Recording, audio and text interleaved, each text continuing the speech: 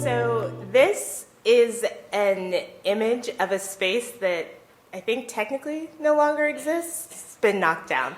But this was a lower level gallery at this studio museum, and this became a place where we would show a lot of collection shows. We would sort of really think through how is the best way to get this collection on view. You know, the Studio Museum is well known for its Artist in Residence program, so very well known for that exhibition that happens every summer where you get to see the work of 3 emerging artists who have been working very hard over a year to make an exhibition. And it's also known for a place where you can come and see things you wouldn't expect. And one of the first things, as was mentioned, I worked at the Studio Museum for about 10 years. I started as a curatorial assistant, and one of my very first projects was digging into the collection with Lowry Stokes Sims, who is a preeminent African-American art historian, former director of the Studio Museum, and was there really working through what the collection was and how to spend time with it. So learning from her was a really amazing entry into this work. And so what you're seeing in this image are a few works that you're going to get to spend a lot of time with over the next few months, and then a few additional things. But one of the ways that we would think about collection shows at the Studio Museum, or how can you have a show that isn't just focused on one artist or necessarily one time period, but really is allowing you to look at the breadth of this eclectic collection. So there would often be different topics, different ideas, different themes that we would pull out in a way to really play at what was coming across.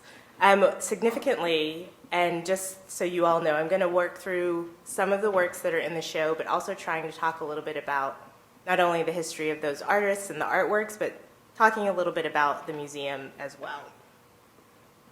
So Barclay L. Hendricks, this work, Lottie Mama, which is on the cover of the catalog, is an amazing, fantastic work. It's often sort of been called the Mona Lisa of the Studio Museum's collection.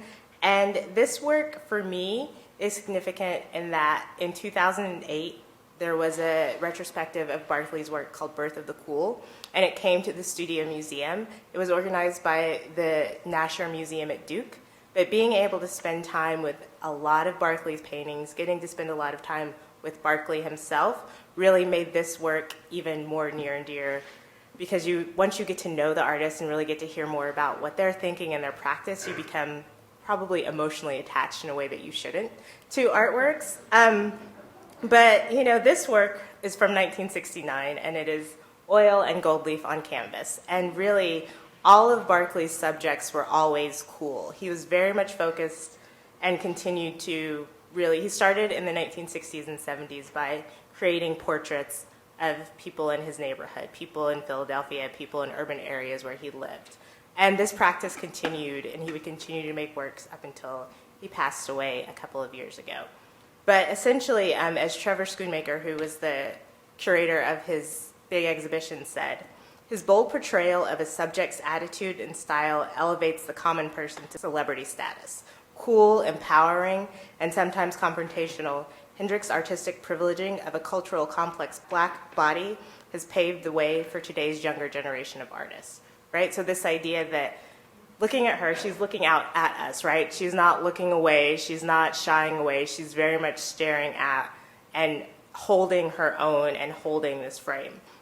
So also the date of this painting is something I think about a lot. 1969, this is a year after the Studio Museum was founded, but it's also right in the burgeoning civil rights movement, right? And this idea that black power, black is beautiful, all of this is happening around the same time when Barclay is really starting to paint his subjects and give stage and give place to people who are being sort of pushed aside. And so to have this work really standing and starting the exhibition, I think, is really an important look at what this work and what this collection could do. And also just in thinking about how all artists are influenced by other artists, you know, there's this beautiful myth that artists live in this solitary sort of tower and just create their work.